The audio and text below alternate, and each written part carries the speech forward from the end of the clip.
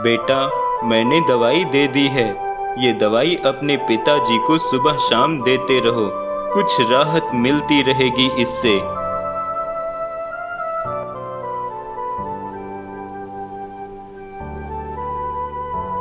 वैद्य जी, पिताजी को क्या बीमारी हुई है? वैद्य जी, आप पिछले 6 महीनों से इनको दवाई देते आ रहे हैं, लेकिन अभी तक इनकी हालत में कोई सुधार नहीं आया। बेटा कमलेश, मैं खुद हैरान हूँ कि मनोहर भाई को क्या बीमारी लग गई है, जो ठीक होने का नाम ही नहीं ले रही है। और सच पूछो तो मुझे लग रहा है कि मनोहर भाई को कोई लाइलाज बीमारी हो गई है, जो अब ठीक हो पाना मुश्किल ही है। अच्छा बेटा, मैं चलता हूँ, ख्याल रखना मनोहर भाई का।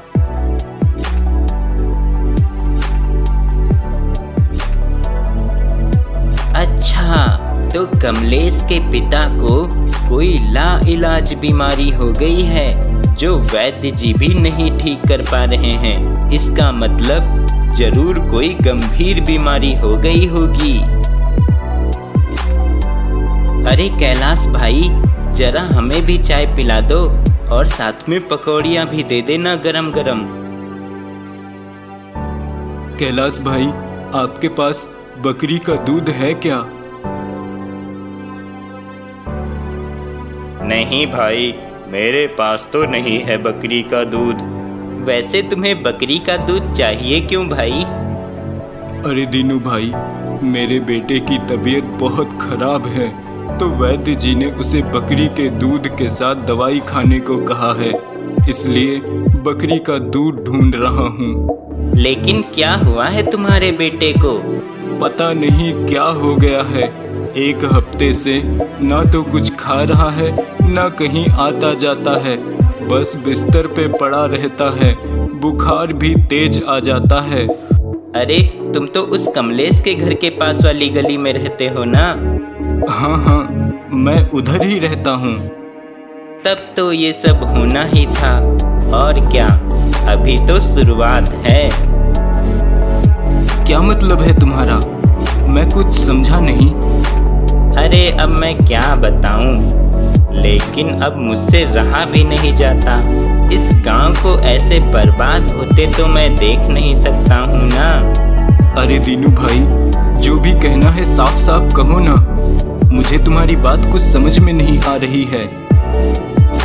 अरे, तुम्हारे पड़ोसी कमलेश के पिताजी को कोई गंभीर लाइलाज बीमारी हो गई है। मैंने खुद अपने कानों से सुना था वैद्य जी को कहते हुए, और इसी वजह से गांव के लोग भी अब धीरे धीरे बीमार हो रहे हैं। अगर जल्दी से कुछ समाधान नहीं किया गया तो कुछ भी हो सकता है इस गांव में। गांव के लोग अब इस बात से डरने लगते हैं और गांव के लोग मुखिया जी के पास जाते हैं। मुखिया जी, हमारे गांव में बहुत बड़ी विपदा आने वाली है। मुखिया जी, कृपया आप उसका समाधान करें। कैसी विपदा आने वाली है, जिसका तुम्हें पहले से ही पता चल गया है? क्या है वो विपदा? मुखिया जी, मेरे घर के पास वाली गली में एक इंसान एक ऐसी गंभीर बीमारी से ग्रस्त है जिसका कोई इलाज नहीं है, और वो बहुत खतरनाक बीमारी है, जिसके चलते 1 हफ्ते से मेरा बेटा भी बीमार पड़ा हुआ है। हाँ मुखिया जी, इससे पहले कि मनोहर अपनी लाइलाज बीमारी पूरे गांव में फैलाए, उससे पहले ही आपको कोई कदम उठाना होगा, नहीं तो हमारे साथ आपको भी इस बीमारी से बहुत खतरा हो सकता है। क्या वो मनोहर लाइलाज बीमारी से ग्रस्त है और उसका बेटा कमलेश तो मेरे घर पे काम करता है? उसने मुझे बताया भी नहीं।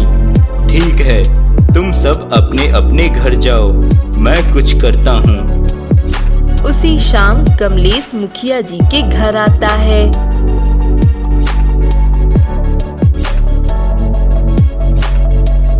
कमलेश, देखो, तुम यहाँ काम पे अब मत आया करो, क्योंकि गांव वाले आज मेरे पास आए थे और कह रहे थे कि तुम्हारे पिताजी को कोई गंभीर लाइलाज बीमारी है, जिसके चलते गांव के आसपास के लोग भी अब बीमार हो रहे हैं। इसलिए गांव वालों ने फैसला किया है कि तुम्हें ये गांव छोड़ना होगा। क्या मुखिया जी, ऐसी बात नहीं है। मेरे पिताजी को कोई लाइलाज बीमारी नहीं है।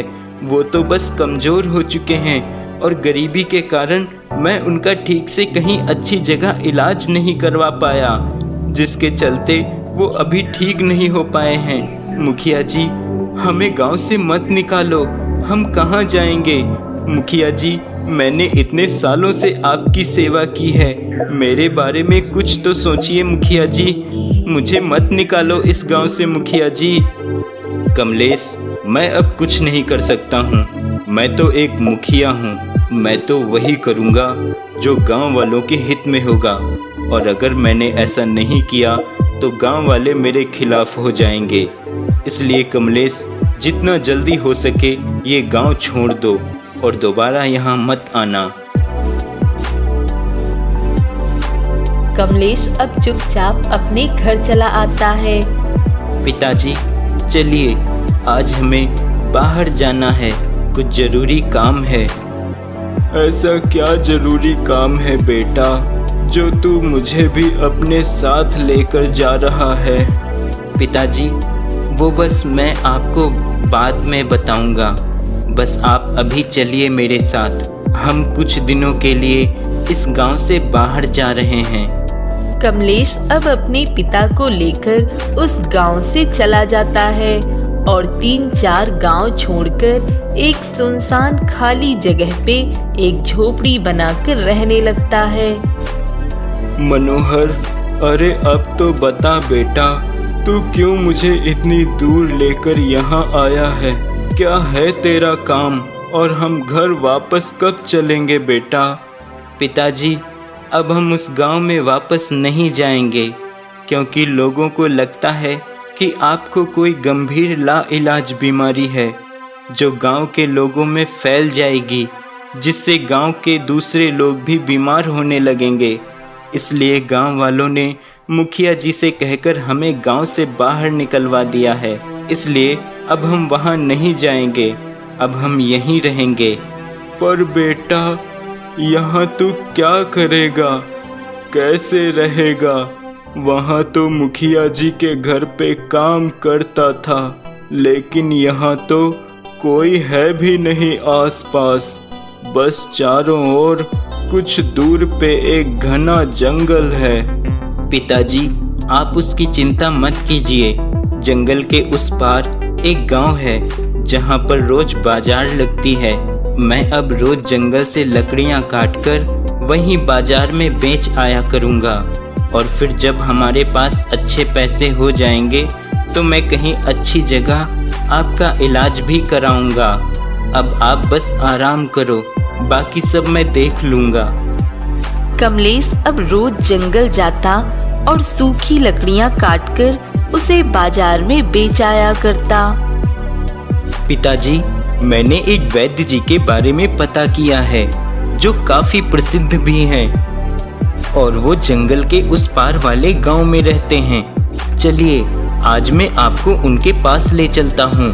वो आपको जरूर ठीक कर देंगे। कमलेश अब अपने पिता को वैद्य जी के घर ले जाता है।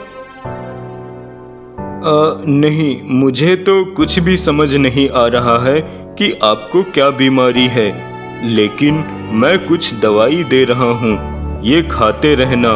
इससे आपको नींद आती रहेगी और दर्द व बेचैनी नहीं होगी। पिताजी, वैद्य जी ने जो दवाई दी है आप उसे समय पे लेते रहिएगा, और जल्द ही मैं आपको शहर जाके बड़े अस्पताल में ले चलूंगा, जहां आप बिल्कुल ठीक हो जाएंगे।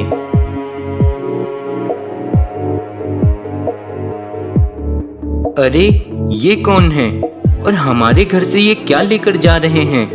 पिताजी, आप घर में जाकर आराम कीजिए, मैं जरा इन्हें देख कर आता हूँ।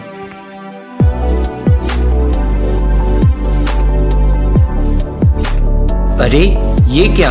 ये दोनों तो उस कुएं में चले गए। ऐसा कैसे हो सकता है? लगता है कोई राज है उस कुएं में। मुझे जाकर पता करना होगा। कमलेश भी उसी कुएं में चला जाता है।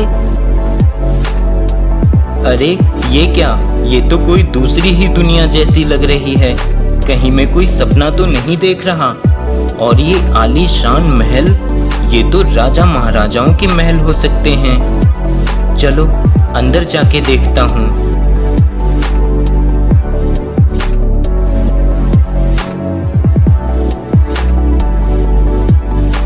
अरे ये क्या, ये तो सच में कोई राजा ही है और आसपास सैनिक भी हैं।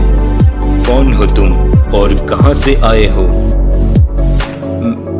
महाराज, मैं उस कुएं के रास्ते से आया हूँ। मैंने देखा कि मेरे घर से 2 सैनिक कुछ सामान लिए इस कुएं के अंदर आकर यहाँ आए हैं, तो मैं भी उनके पीछे पीछे यहाँ चला आया, ये जानने कि वो लोग कौन हैं और मेरे घर से क्या लेकर आए हैं। अच्छा, तो वो तुम्हारे घर से भोजन लाए हैं। ओह अच्छा, तो ये बात है। फिर तो कोई बात नहीं, आप अपनी पुत्री के लिए जब चाहें तब हमारे घर से भोजन ले जा सकते हैं। क्या सच में तुम हमें भोजन देने को तैयार हो? हाँ हाँ, हम जरूर आपके सैनिकों को भोजन देंगे जब भी वो हमारे पास आएंगे। तुमने हमारी एक बहुत बड़ी समस्या का समाधान किया है, इसलिए हम तुम्हें एक जादुई घड़ा दे रहे हैं जिसमें ढेर सारे सोने के सिक्के भरे हुए होंगे और वो कभी खत्म नहीं होंगे, जिससे तुम हमारी पुत्री के लिए रोज भोजन बनवा सकोगे। और सुना है धरती लोक का भोजन बहुत ही स्वादिष्ट होता है।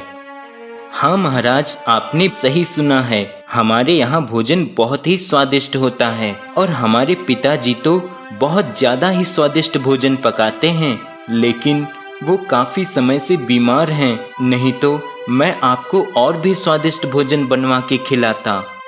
क्या आपके पिता बहुत ही स्वादिष्ट भोजन पकाते हैं? तो हम उनकी बीमारी के लिए आपको पाताल लोक का दिव्य पानी दे देंगे, जिसे पीते ही सारी बीमारियां दूर भाग जाएंगी और वह पूरी तरह स्वस्थ हो